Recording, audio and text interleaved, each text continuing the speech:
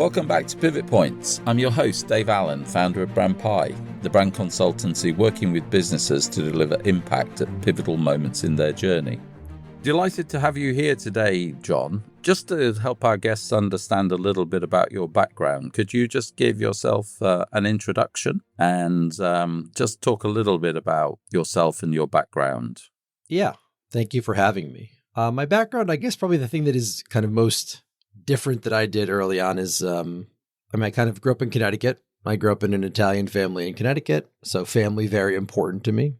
Also, my family is mostly entrepreneurial, so entrepreneurship also very important to me. You always learn how to tell these stories after the fact, by the way. I've stitched all these things together now that I know, in some way how to tell the story. But yeah, grew up in Connecticut, which is outside of New York. So I kind of grew up in the shadow of New York, always wanted to end up in New York, where I live now. Grew up in an Italian family, entrepreneurial family.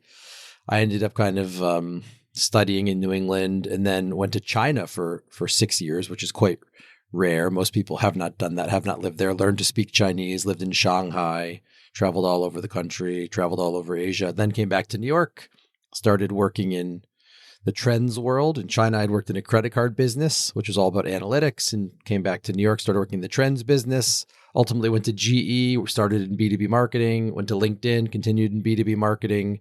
And all of this basically set me on my current path, which is I now run a company called Evidenza, and Evidenza does essentially AI market research or AI focus groups for primarily B2B customers or hard to reach B2C customers. So we are taking a thing that used to be really slow and really expensive, and we are making it much faster and much cheaper. So we're just delivering more time to value. Things that used to take months now take minutes. Fantastic. And so we have to talk about that first pivotal moment and the journey to China. Presumably you were coming out of college or university, as we would call it in the UK, and you were thinking about what to do. What attracted you to China? Yeah, this was a while back, actually. I think I first studied in China in 1999, actually. I went and lived in Beijing. And at that time in Beijing, the story I like to tell everybody to give people a sense of Beijing, because it's so different now than it was then. In Beijing, there was only one place you could go to get a Western breakfast, and it was the Swiss Hotel. And you paid like $20 for it or something. But it was the only single place in Beijing that had any kind of semblance of what I would consider to be like a delicious American breakfast. I mean, how I got there is honestly down to the fact that I grew up really reading a lot of biographies. And I read a lot of biographies on business tycoons. So I read about J.P. Morgan, and I read about John Rockefeller. I read about people like this, Cornelius Vanderbilt. So I kind of thought, I think as a lot of young people do, I'm going to go out and I'm going to make a fortune. And at the time I was reading those books, I was going to a school called Loomis Chaffee. And at Loomis Chaffee, they offered for the first time my sophomore year a Chinese class. And at the exact same time, at the school I was going to, they offered a Chinese class, or I guess prior to that in the summer, an article came out, I think in Newsweek, that essentially said 1 out of every 5 people is Chinese. And I thought, I'm interested in business, although I had absolutely no idea what that meant. But I'm interested in business. 1 in 5 people are in China. I should study Chinese, which is now going to be available for me for the first time. And then, maybe that will create lots of opportunities for me down the road. So I'm sure it wasn't nearly as clear as I'm making it out to be, but kind of, as I said, in retrospect, if I stitch it all together, that was kind of the line of thinking that led me to China, I guess. Okay. And so you go to China. Did you have a job there, or did you go to China and find a job? Or my first trip to China, actually, I was a senior in high school. So I lived with a Chinese family in an old apartment building on either the 3rd or the 4th ring road, as they're called, because there are these rings that kind of, run around the Forbidden City. So I went there as basically a 17-year-old, and I lived there for 6 months with a Chinese family. And then I went back in college and studied abroad there for 6 months in a place called Harbin, which is way up by North Korea. And they speak the most clear Chinese. That was the reason to go there. They don't speak English, and they speak really clear Chinese.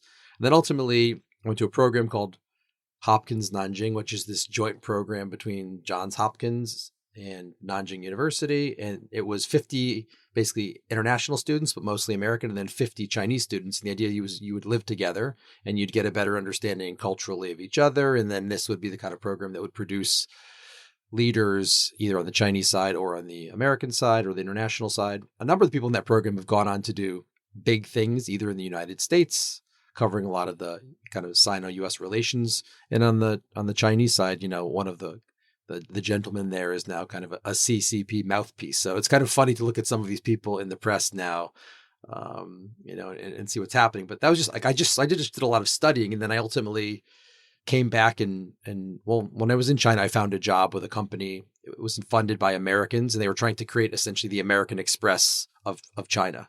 And so I went and worked there and did a lot of help them with fundraising and just kind of trying to build the business in that way. And it was all around analytics, which is something else that has been, I think, important in my career. So talk a bit about analytics, because it takes a certain type of mind to go into analytics, and choosing a career path in China in analytics sounds quite bold and brave to me. Probably didn't feel bold and brave to you because you were young and headstrong, but it sounds bold and brave now. Yeah, I mean, I guess I was really struck by, and I was not alone in this. I mean, this was a huge cultural phenomenon, so much that Brad Pitt played the main character in the movie I'm about to mention. But I was really taken by Moneyball, the book Moneyball. I'm a big baseball fan. And in fact, I'm a big Red Sox fan. And the Red Sox had not won the World Series for 86 years. And then they won it in 2004. And part of the reason that they won it is they embraced Moneyball. They embraced the idea of like essentially using analytics or data to exploit advantages or underpriced insights in the market. So I was really quite struck by that on a personal level because I loved baseball. And then I started working at this company in China called China Risk Finance. And the core idea there was in China originally, when they had credit card portfolios, credit cards were a very new idea in 2005, 2006.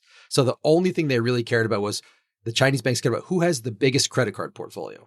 So they would be very happy if they had a huge credit card portfolio and it lost a ton of money because they didn't care about making or losing money, because that was not how the Chinese economy kind of functioned, at least in the credit card market at that time. So the idea was just have the biggest credit card portfolio. Obviously, an American company would choose to have a smaller but much more profitable credit card portfolio. So the idea of risk analytics kind of at the card level to build better and more profitable credit card portfolios, that had never existed. So I had this Moneyball experience in my personal life, and then I had this analytics experience in my professional life through this company called China Risk Finance.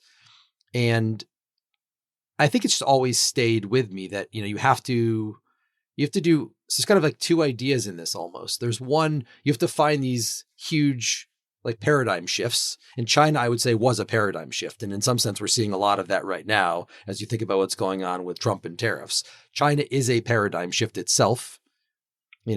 I maybe kind of luckily understood that at the time or intuited that at the time. But also, analytics in China, at least, or even today, is also, I think, a continued paradigm shift. So I've always been interested in paradigm shifts because where there's paradigm shift, there's opportunity. When you were in China, what sort of lessons, did you get life lessons out of living in China? Did it enable you to see the world differently? Did it enable you, when you came back to the US, to think differently? Yeah, I mean, one of the funny first lessons I learned was that you could very quickly see how I was like, oh, I'll go to China and I'll make my fortune. But you could very quickly understand that actually it wasn't going to be people like me who were going to make the fortune in China. It was going to be Chinese people who were going to make the fortune in China. And a very simple way to just even understand that was I spoke really good Chinese, but it was very clear very quickly that Chinese people were going to learn to speak English much more quickly and much better than I was going to be able to learn to speak Chinese. So you could kind of say, like, if, for example, like I thought I would still be able to do jobs, like there were jobs that you could get as a Westerner in China in 2004, 2005, 2006. And I was there for 5 years. In 5 years, they were gone. And they were all done by Chinese instead. So you could very quickly understand that that wasn't going to be language was no durable advantage whatsoever. And in fact, there were rules for me and there were rules for thee in some ways. And the Chinese kind of had rules for the Chinese, and the Chinese were going to ultimately make the money, do the jobs. Like that was what was going to happen. So one of my early, I suppose, lessons was competing with Chinese and recognizing that it was going to be very difficult to compete with the Chinese in China. And so I ended up staying there and having a lot of fun and, did learn a lot from my job. But like, I very quickly understood that my time there was going to be short, not long. And I wasn't going to make the fortune, but other people were going to make the fortune and they were going to be Chinese. So that was one of the first lessons I would say I learned. They're good lessons. I mean, 6 years is still a long time to spend in China. What made you pivot and come back to the US? I think for most people who go to China, you always hit some point where you have a ton of friends there because the expat community is quite large. And the reason the expat community is so large is nobody has family there. So your friends become your family. And it's a really intoxicating lifestyle in that way. China was very cheap. You could travel all of Asia. You had a huge friend group. But you have to then decide, well, do I want this to be the place that I make my life? Or do I want this just to be a place that was part of my life? And for me, it was very obvious that it wasn't going to be the place that I would make my life. And part of that is simply I didn't think there was going to be the economic opportunity there in the end because of the competition. And then partly it was also I wanted to come back to my actual family and the actual place that I'm from, which is the Connecticut, New York area. And I wanted to build my life ultimately here. And again, I think everybody has that fork in the road. And some people decide to stay, and now they probably live in Hong Kong or they live in Singapore because living in China is not the place that it used to be. But everyone has that decision to make, and the decision I made was purely a decision for me. Different people make different decisions, but it was to come back to America and try to actually make my fortune in America, not in China. Mm. And then when you came back to the States, did you think about starting your own business at that time, or very much just, wanted to get... What was it like coming back to America? Did they receive you with wide open arms, or was it a tough market to get back into? You've worked in China. Was that useful? I actually started a business in China with a friend of mine, a guy named Sean Liao, who now works at Kickstarter. And we recognized Sean came from Silicon Valley. So he was raised in Silicon Valley venture capital culture. And we had gone to the same program together.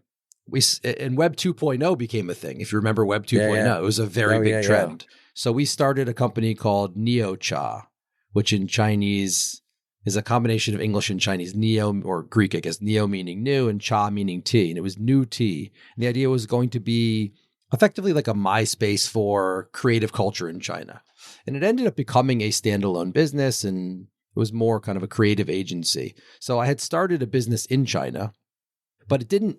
I think another thing is kind of nothing ever turns out the way you expect. So I was like, we thought we were going to build some big social network like MySpace. And instead it just became a creative agency. There's lots of lessons to learn around managing a creative agency, getting into the world of marketing, getting into the world of media, but it ended up being radically different from what we thought. But I had started a business there, which is something I think I kind of, you understand, like if I started reading books when I was younger, like Rockefeller started a business or JP Morgan started a business. The odds of becoming a Rockefeller or a Morgan are basically zero.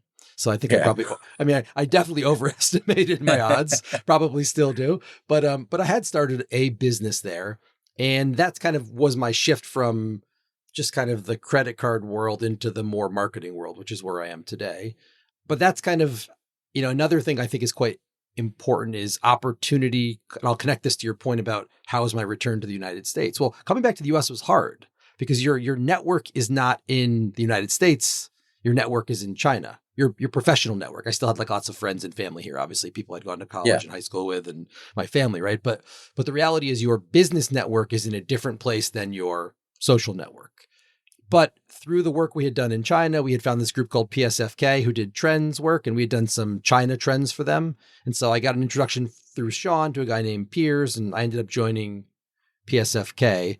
But it was hard. I mean, my first job I took back, I basically worked for free, because I didn't have any track record, any resume that would make sense to really like the industry I wanted to go in was kind of marketing, advertising. I had never done any work there. So I had to just kind of do a bit of work there and try to get a track record in the United States, not just in China. I mean, my background would have made a lot of sense to go to business school. You could have imagined a business school saying, oh, like you worked at a startup in China and China's an important place. Like we'll take a flyer on you. You can have one of our seats and come study for 2 years. I didn't do that.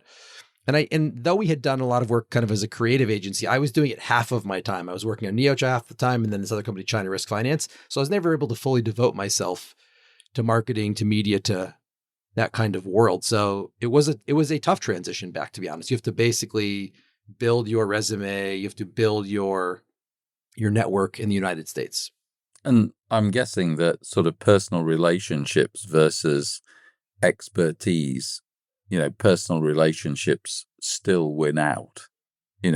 Was there anybody sort of in your life in the US that helped you get and navigate that return back to the US, or did you have to figure that out all on your own?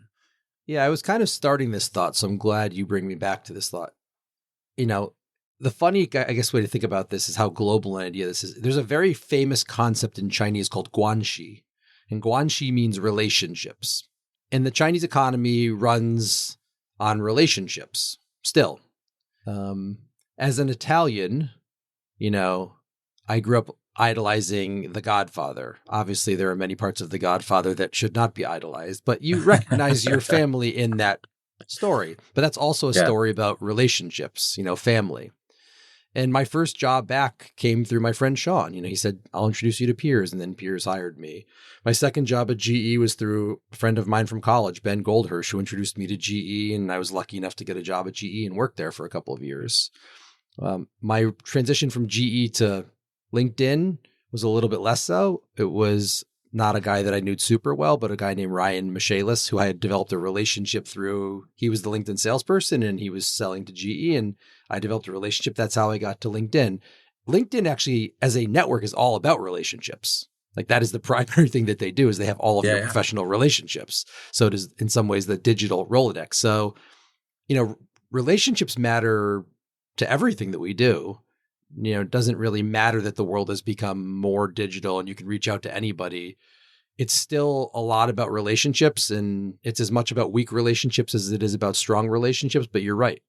Relationships underpin everything that we do. No, I mean, I spend so much time talking to my own team about the importance of relationships and forming and forging new relationships and maintaining deep relationships. And I get a sense that a lot of people don't, in this soundbite world, they don't understand yet the importance of those long-term relationships and how they will stay with you throughout your life, throughout your business career, and the skills to build and maintain relationships. Yeah, I'd be interested. I mean, when did you go to LinkedIn? What year are we talking about now? I joined LinkedIn in 2013. So that's sort of that. They're established, but they hadn't really let fly, had they, about that time?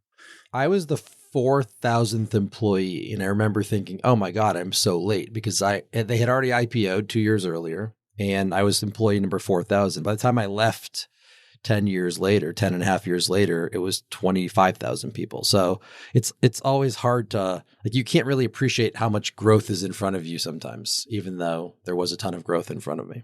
Yeah, no, I remember meeting the founder at EY's Strategic Growth Forum. They'd won Entrepreneur of the Year a few years earlier.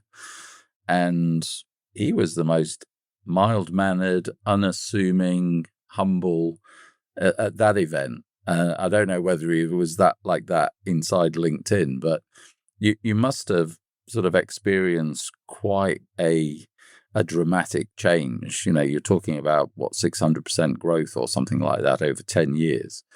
That's quite dramatic. What did that feel like? It was remarkable growth.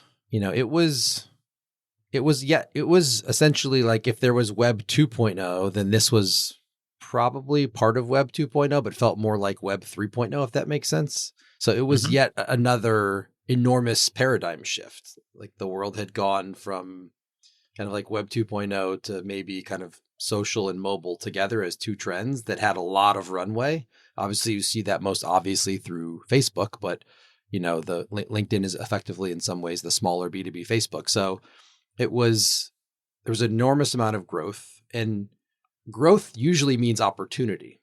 So while I was there, I got to go to London for a year and live in London and travel all over Europe and travel all through the Middle East, which was just, kind of from a personal growth perspective, incredibly valuable and incredibly enjoyable.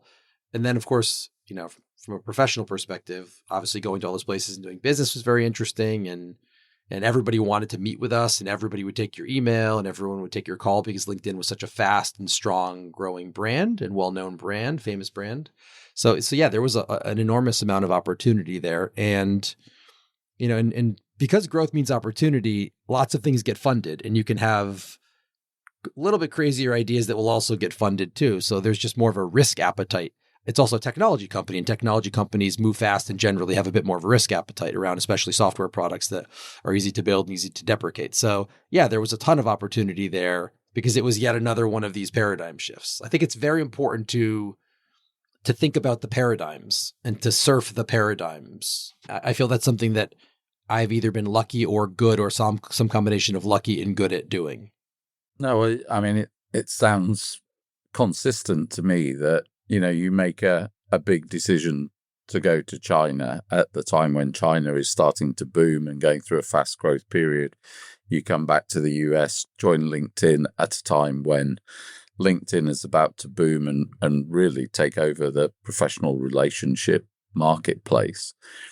What sort of big lessons do you think you learned from both the China experience and the LinkedIn experience, in terms of tenacity or human qualities, things that set you up to believe that you could start your second business? Did they form as you were going through that journey through China and through LinkedIn? Because you were at LinkedIn 10 years, something like that, which is, again, a good slug of time. It was a good slug of time. Yeah. Yeah. I mean, I guess it would be, I believe a lot in the idea of, some people call it skill stacking, some people call it moat stacking, but this idea of stacking ideas together is ultimately how I think about the world and see the world. And so if you were just to think about what I had done, there has to be a paradigm shift. There has to be a relationship that matters. There has to be a business opportunity, So just thinking about the paradigm shift that would have led, there was the China paradigm, and then there was the kind of social mobile paradigm, and there was also the B2B marketing paradigm, which is another thing that wasn't popular or wasn't important, and it's become much more popular and much more important. So there was China, there was kind of like social networks, there was B2B, and now there's AI. So I think that's super important. Just kind of, and then if you think about like that business paradigm shift or that paradigm shift, then that paradigm shift, if you want to start a company, I think has to be done with a co-founder. It's not that it has to be done with a co-founder. You can obviously start businesses alone. People do that all the time, but at LinkedIn, it was like being on a Titanic, a huge ship where you didn't feel the kind of highs and lows of the sea. And obviously the Titanic is a bit of a funny example to give, but I was just in Belfast. Let's go for the Queen Mary. Yeah, let's go with, yeah, exactly. The Queen Mary. Or the Olympic or the Britannic, let's go with a different one. But you just don't feel on an oil tanker or on a Titanic, you don't feel the highs and the lows of the sea. In a startup, you feel it's like being in a dinghy, you feel or a lifeboat, you feel all of the highs and all of the lows. So everything is just a magnitude greater, the higher highs and lower lows. So I think it's very valuable to have a co-founder to start with. So at LinkedIn, I found Peter Weinberg, who is one of my two co-founders here, and we have a relationship, that I think is very valuable. We see the world primarily in the same way, but we also are willing to disagree with each other and challenge each other and push each other and do it in even very strident terms. So we're just able to be very, very honest with each other, which is really important when you are trying to start a company. You have to see the world clearly. You just have to see the world clearly because you're at such an enormous disadvantage. So you cannot lie to yourself, which is the easiest thing to do. So if you think about like the business paradigm and relationships matter, which would come out of my family experience, the China experience, the LinkedIn experience, and all of those places, relationships matter. Business paradigm plus relationships matter is maybe what gave me the confidence to start another company. Yeah. And so you've got a really good job at LinkedIn, successful career. What went through your head when you said, oh, okay, I'm going to start another company and leave this job and do something completely different? Not hugely different, but pretty different. Presumably you go from a very secure financial situation to a less secure financial situation, and the self-belief that you've got to have in your idea to get that business off the ground. What went through your head and what went through your family and friends relationships when you told them what you were doing? Yeah, it's got to be I think it's a combination of both your demeanor, but also your opportunity. So I'll start with the opportunity part first, which is probably the more vulnerable part. Is like, I just wasn't getting promoted. My career was tapped out. I wasn't going to make any more progress at LinkedIn. And when you start to recognize that you are not going to make any more progress, you're not going to get promoted as fast as you want, you don't feel that you're recognized properly, then you have really only two choices. You can stay and you can stew, or you can bet on yourself. I also think I have a characteristic or a character trait that is useful in becoming an entrepreneur, which is I'm disagreeable by nature. And when you are disagreeable by nature, you see things that you think should be done differently, should be done better. And if you want those things to be done differently or be done better, you have to go do them yourself. So I think the phrase contrarian is a bit overused, and maybe Peter and I have even overused it a bit, but I am disagreeable. I am a contrarian. I mean, talk to my wife about it and she'll tell you all about it. But, but so I was like, well, then if I'm not going to get promoted, I'll just promote myself. I'll bet on myself. But you have to also see a business opportunity. The business opportunity there was AI was changing everything. And the more I started toying with AI, it became more and more clear to me. And generally speaking, I'm willing to bet on myself. I'm willing to be a contrarian. I think there was a commercial opportunity, AI. And so if you're contrarian in commercial, you can start to see that there's this opportunity. And then that's where the relationships matter, is confidence. Maybe there's like a contrarian, there's a commercial opportunity, and then there's the confidence need, Peter and I started to talk more and more about it and said, yeah, there's a real thing here. And Peter had a friend from college, Brian Watroba, who's our chief technology officer, who he had been working in crypto, and crypto crashed. And he said, hey, I'll come try to work on this with you. And let's just see if AI can, in fact, reproduce the same ideas that humans would produce in a survey or in a report, And he toyed with that and showed us what he had built. And then Peter and I were like, I think this is real. So you could kind of gain in confidence. Yeah. I mean, timing is also another part of this. Like, luck is such a big part of all of this. Brian is an engineer that Peter knows from college. They're very good friends. Brian, crypto crashes, Brian's looking for another job. If crypto doesn't crash, Brian doesn't look for another job. This probably never happens, right? So there's all of these different things that have to work together. I have to basically not get promoted. Peter has to not get promoted. Brian has to basically, like, crypto has to crash for Brian. AI has to become a thing. There needs to be kind of like a possible commercial opportunity, which is research is slow and expensive, and AI is a way to do it faster and cheaper. There's just so much that has to go right. Yeah. And I mean, just for the benefit of the folks listening, what was the idea? Let's just talk a little bit about what Evidenza does. Well, when I was at LinkedIn, there was enormous growth. And because there was enormous growth, they funded something called the B2B Institute. So I spent the first 5 years of my life at LinkedIn effectively just doing what I had done at GE, helping to onboard big B2B companies onto the LinkedIn platform and educate them about how to use it. I was what was called kind of a brand strategist, which was a common title at the time for Facebook and Twitter and LinkedIn and all these different places.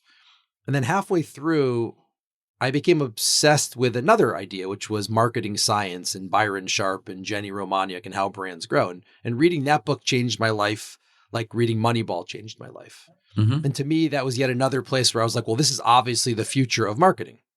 This is where marketing is going. The famous line, the future is already here. It's just not evenly distributed yet, the William Gibson idea.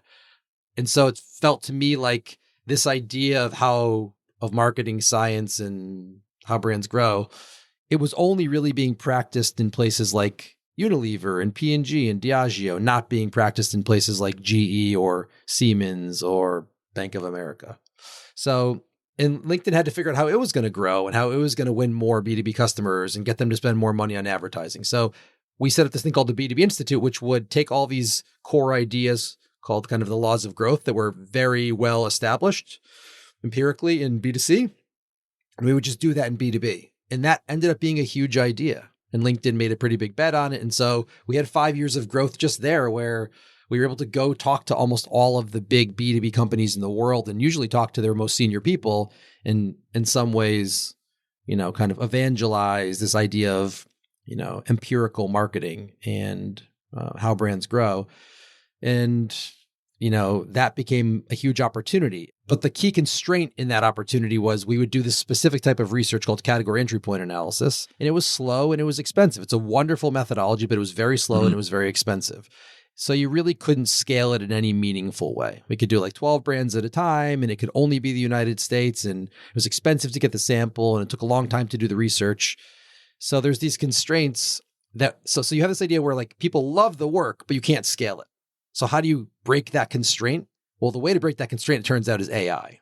AI can break that constraint. That's what I love about AI. It used to be like, you can have it better, faster, or cheaper. Choose two. Well, that's not true anymore. AI allows you to have it better, faster, and cheaper, and allows you to do all of these other things. So that was the moment where we had a constraint. AI comes along. We work with Brian to kind of figure out, hey, this actually, I think, works.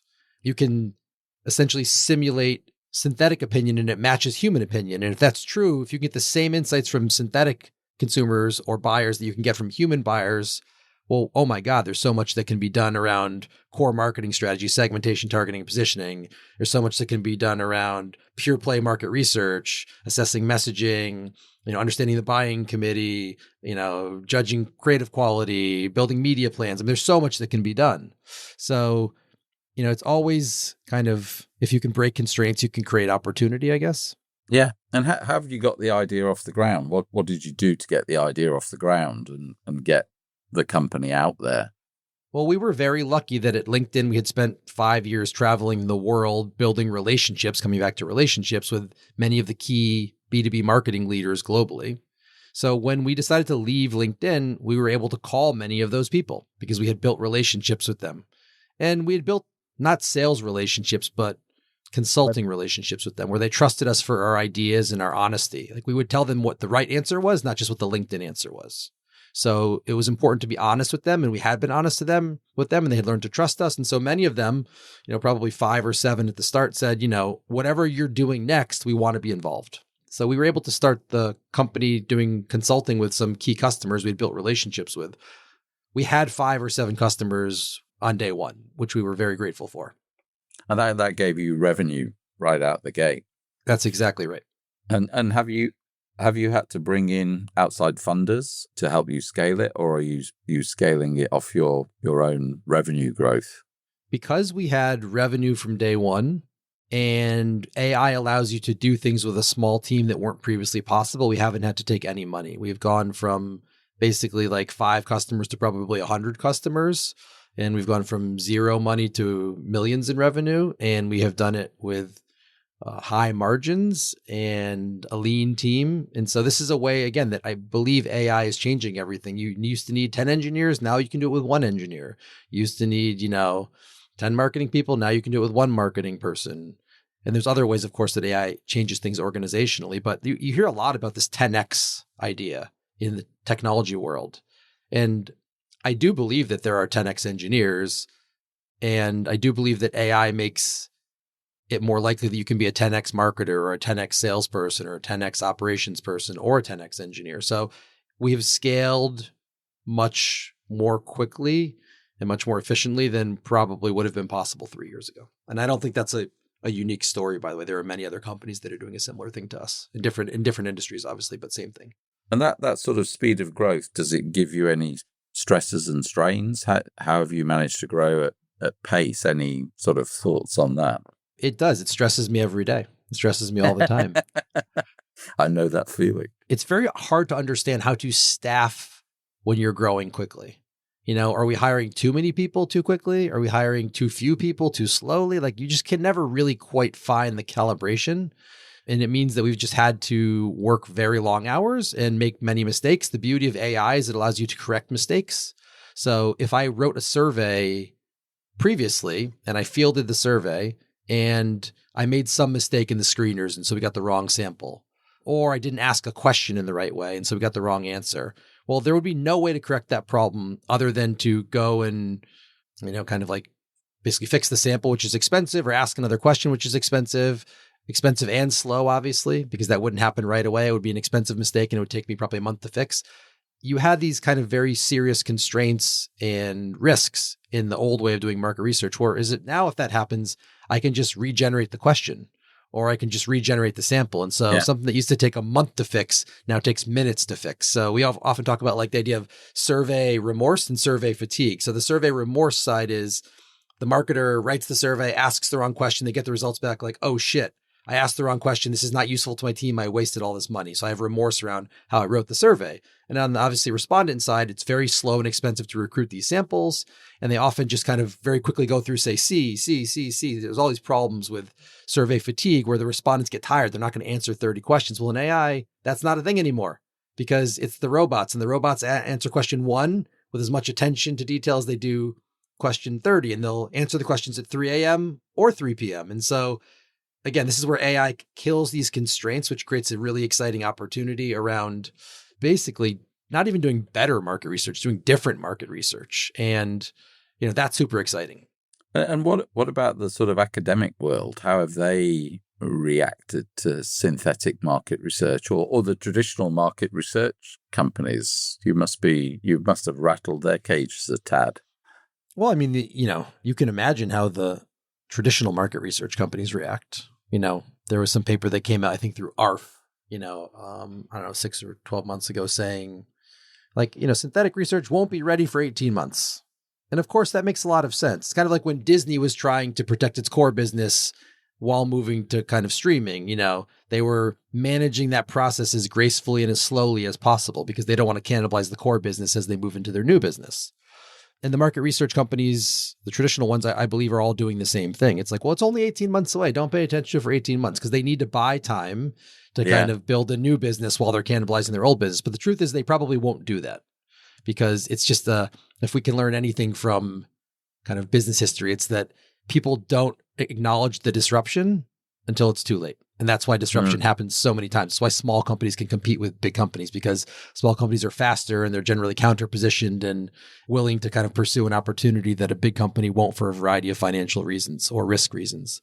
So, I mean, they've responded like that, but the academic community is not like that. The academic community, they want to be able to run more social science more quickly and learn more quickly. And so they love what synthetic research can do. And there's lots of great papers on this now around the different ways it can be used, in economics, or the different ways it can be used in psychology, or the different ways it can be used in marketing. And so, they don't have that vested interest to ignore it. In fact, for them, they're already on a budget constraint. This is a better way to do it, right? So that's a place where I think for lots of great ideas, you either want to look at like the most recent paper that came out of an academic kind of institution, or you want to look at like something that Marcus Aurelius wrote 2,000 years ago. Like you want like this barbell approach. And so I think for us, what's great is we can go look at the kind of recent academic papers and learn from that because it's often open source and build what we learn into what we do.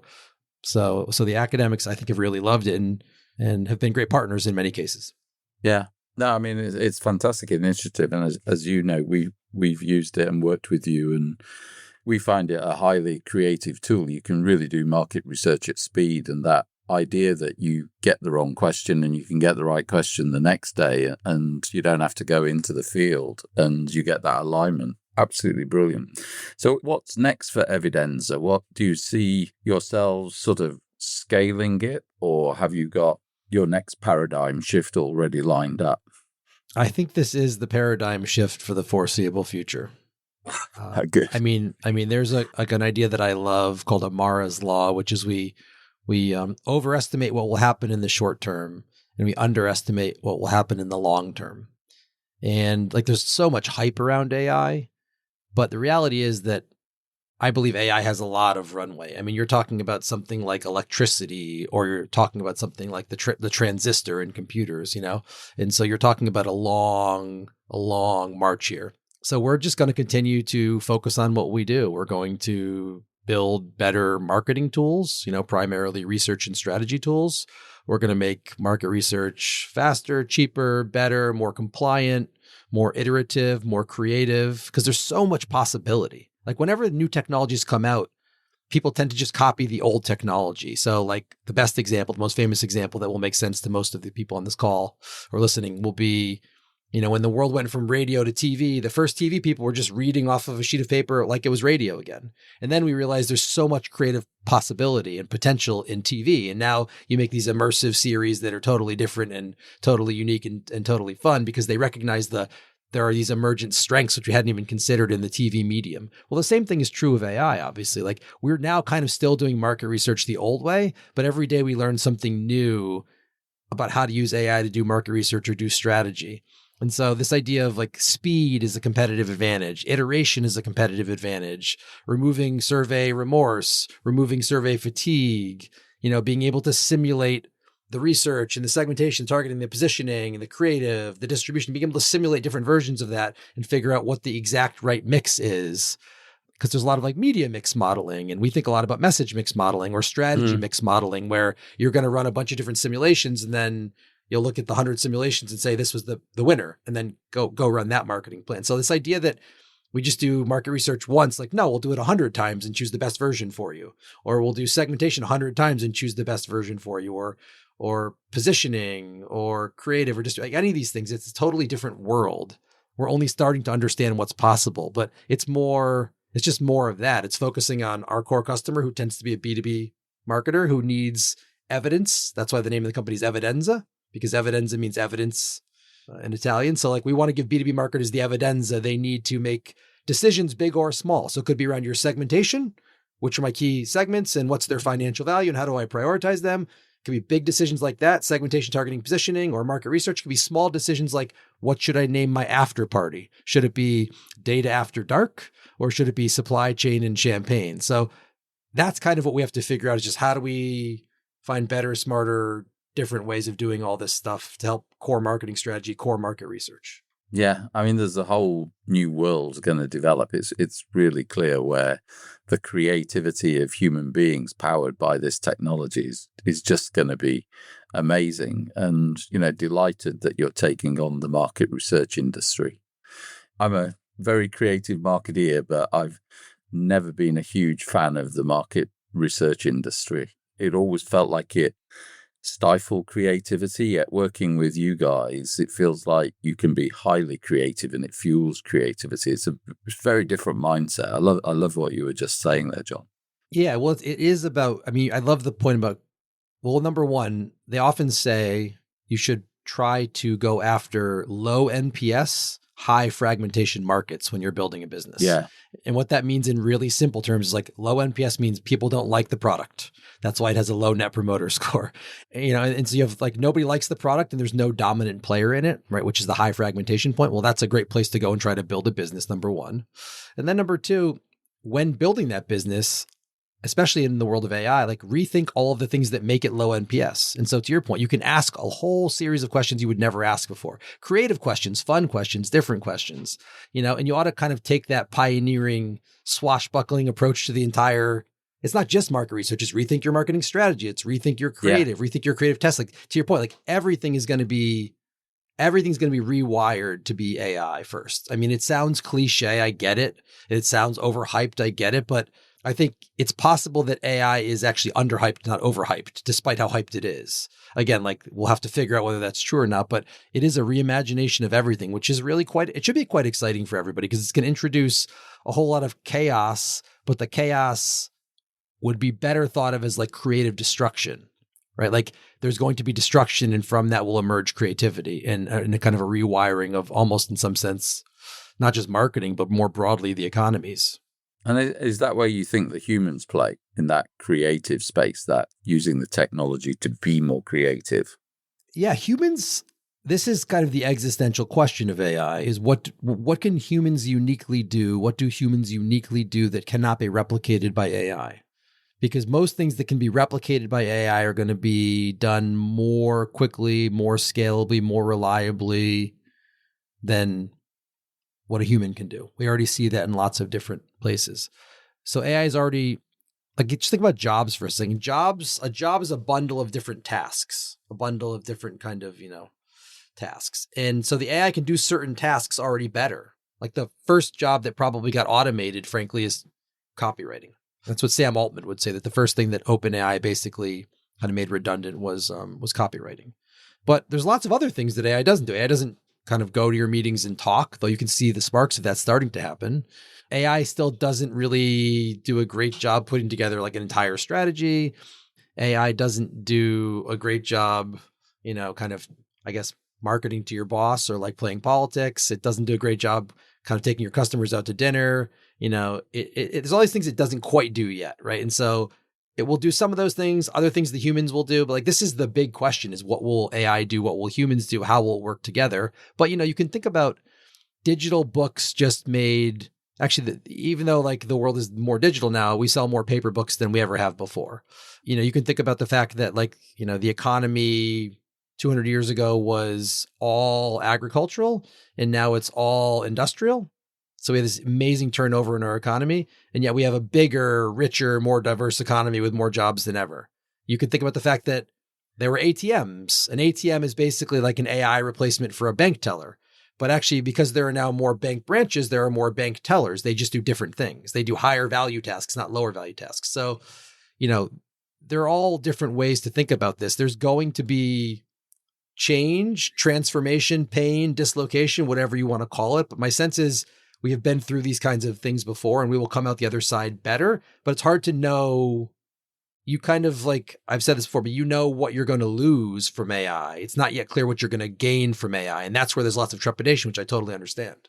No, and you've got to have a mindset that explores, wants to understand the technology. You've got to be inventive and innovative with the technology.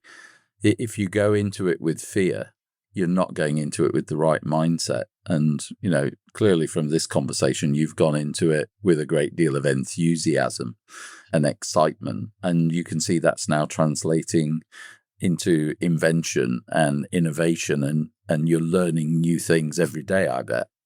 Absolutely. I mean, the speed of learning, like speed as a competitive advantage, or kind of the fact that you can learn more quickly means you can compound knowledge more quickly. That's the kind of thing that AI can quite help with quite a bit. And so you have to kind of, to your point, like go tinker.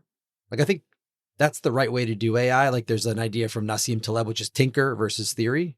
And a lot of people like to theorize about what's going to happen. I think what you need to do is tinker, go play with AI and figure out then what to like productize. And then you can theorize after you've productized, but like make it very tangible, tinker a lot. And then from that, you can draw theories. But a lot of people just talk about stuff, and that's not that valuable. Play with stuff, then go talk about stuff. People are getting that backwards in many cases. And that's why people don't like the hype around AI. I totally get it, because it's a lot of talking and it's not always a lot of doing. But I think learn by doing is a great, maybe just kind of a recommendation for what people should do with AI. Like just go play with it. You'd be amazed what's possible. No, I think that's the point to probably draw this to a close. I could have talked to you for another hour, but we've used up our sort of time. Now, we normally end, if you've got time, we normally end by just you sharing with us a fun little fact about yourself, something that is a special interest that, you're passionate about, and, or something unusual that you've done that just makes people smile. And we end on that little smile in the mind. Have you got anything to share with us, Jon? I've shared most of probably my core ideas, but I don't know. I mean, I guess the thing that I'm just a huge nerd, basically. So something like AI is wonderful for me because I'm an extreme infovore. I love information. I love knowledge. I love learning. And the idea that I have now essentially a PhD in my pocket, like my team always makes fun of me because I'm just amazed, gobsmacked by what I can learn every day, what AI can do. So for me, I just feel like on the one hand, I understand the kind of like existential dread that a lot of people feel around AI, but for me, it's just a totally different experience where I'm amazed that I have this synthetic kind of like God, from a knowledge perspective, a PhD in my pocket that I can talk to all the time. So for me, it's just been an incredible experience learning from AI every day. So I wouldn't say that's like a particularly, I don't know if it's just like an idiosyncratic. That's definitely a bit nerdy, but it's lovely. It really taps into my inner nerd. I'm learning how nerdy I am. I used to think I was cool, and I've learned through this process I'm definitely not cool.